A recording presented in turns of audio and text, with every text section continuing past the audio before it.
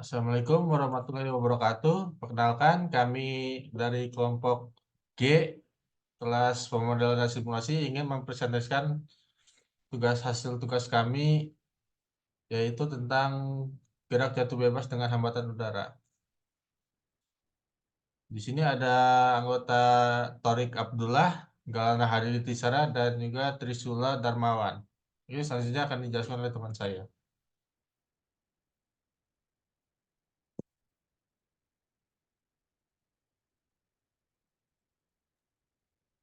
Jadi permasalahan ini ialah gerakan benda yang dijatuhkan dari sebuah helikopter dengan ketinggian awal tertentu.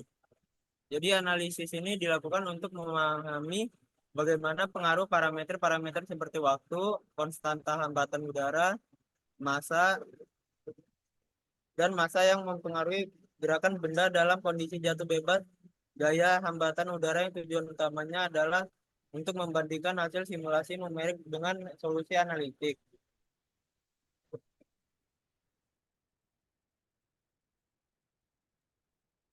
Selanjutnya ada model. Jadi model 2 ini digunakan untuk memperhitungkan gaya hambatan udara dalam simulasi gerakan jatuh benda. Di sini ada rumusnya itu dV per dt sama dengan min G ditambah K per M kali V. Next.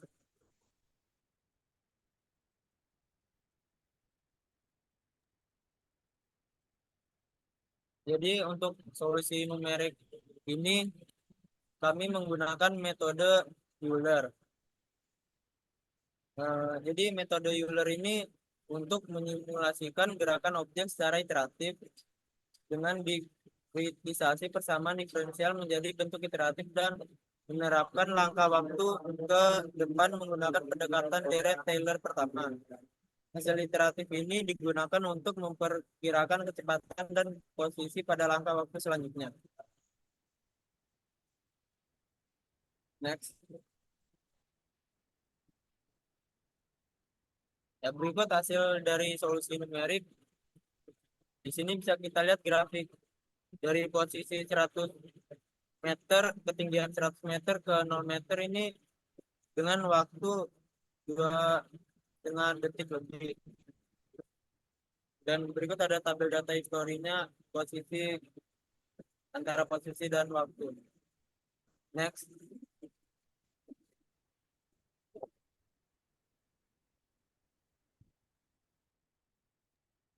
Kemudian untuk solusi analitik, di sini untuk solusi analitik didapatkan menggunakan metode persamaan variabel. Untuk di model awal itu percepatannya itu sama dengan dV per dt, yaitu min G ditambah K per M dikali V. Di situ kita pindahkan ruasnya, jadi kita pindahkan variabelnya ke sisi kiri semua, menyisakan dt di kanan. Setelah itu kita integralkan, kedua ruas diintegralkan. Hasil integral tersebut kita bisa hitung dengan cara menggunakan integral parsial dengan mensubstitusi U sama dengan min G plus K per M sama dengan V, sehingga DU sama dengan K per M dV. Dengan hasilnya itu ln mutlak U sama dengan T plus C1. Kemudian selanjutnya, setelah itu U-nya itu kita substitusikan lagi. Jadi U-nya itu kita substitusi dengan min G plus K per MV sama dengan T plus C1. Kemudian untuk menghilangkan ln mutlaknya, kita mengkalikan kedua sisi dengan E. Hasilnya itu min G plus K per M kali V sama dengan CE pangkat T. Kemudian kita pindahkan ruasnya, jadinya V atau kecepatan itu adalah sama dengan M dikali G per K dikali 1 kurang CE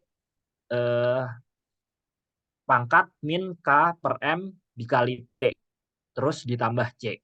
Kemudian untuk menghitung posisinya atau YT, kita menggunakan persamaan diferensial pertama, yaitu DY per DT sama dengan V. Dari situ kita mendapatkan kalau YT itu sama dengan integral dari V dikali dt. Jadi sama dengan integral mg per k 1 kurang CE min k pangkat min k per mt plus c.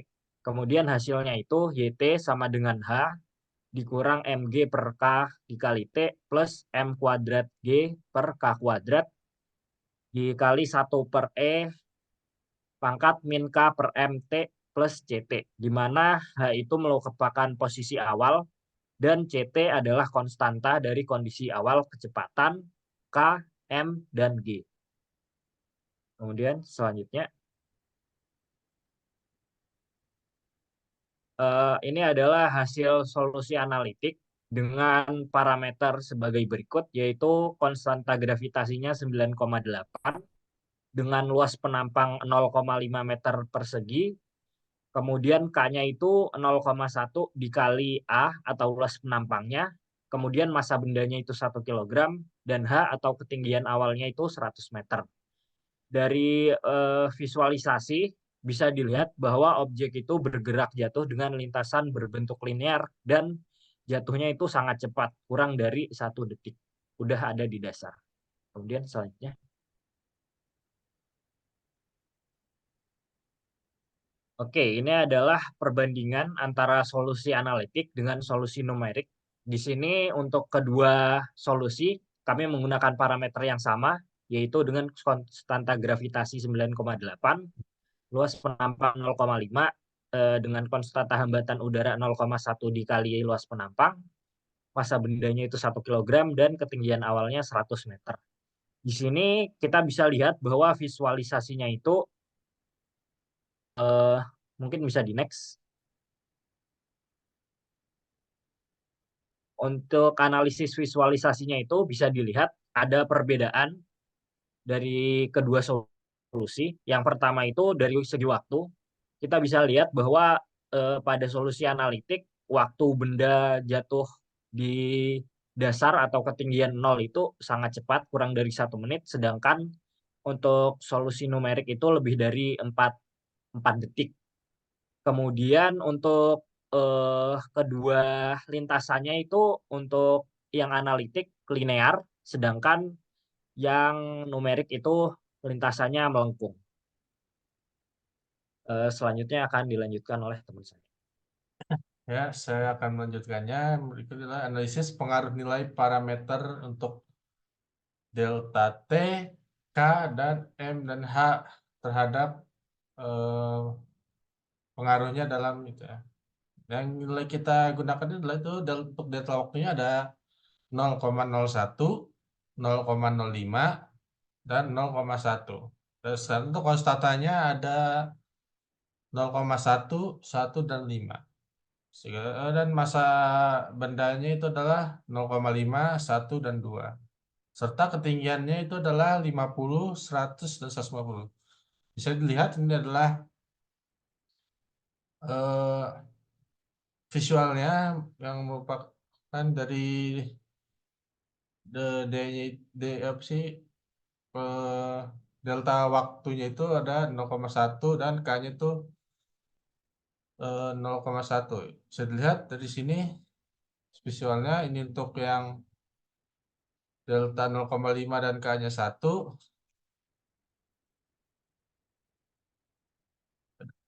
Ini untuk yang 0,1 K-nya 0,1, ini untuk delta 0,1 K-nya 1, dan ini untuk yang 0,1 K-nya itu adalah 2. Nah, ini visual untuk yang delta T-nya 0,01 K-nya 1, delta T-nya 0,1 K-nya 5, delta T-nya 0,5 K-nya 1, ini untuk yang delta 0,05 dan ini K-nya 5. Dari analisis tersebut kita bisa mendapatkan ini sebagai berikut. Pengaruhnya adalah untuk delta T, semakin kecil delta T-nya, semakin akurat solusi numeriknya. Karena penggetakan Euler yang digunakan lebih dekat dengan solusi analitik. Namun, Semakin kecil delta T, semakin banyak langkah waktu yang dibutuhkan untuk mencapai simulasi yang sama yang dapat meningkatkan komputasi waktu.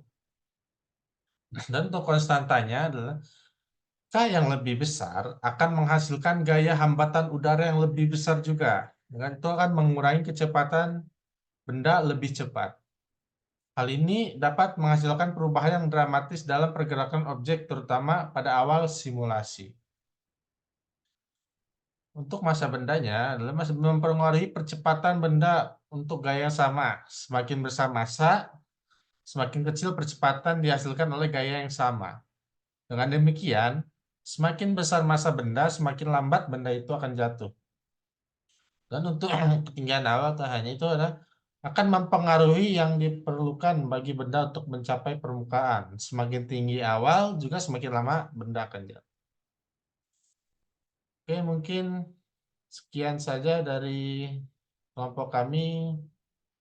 Sekian persennya, kurang lebihnya mohon maaf. Wassalamualaikum warahmatullahi wabarakatuh.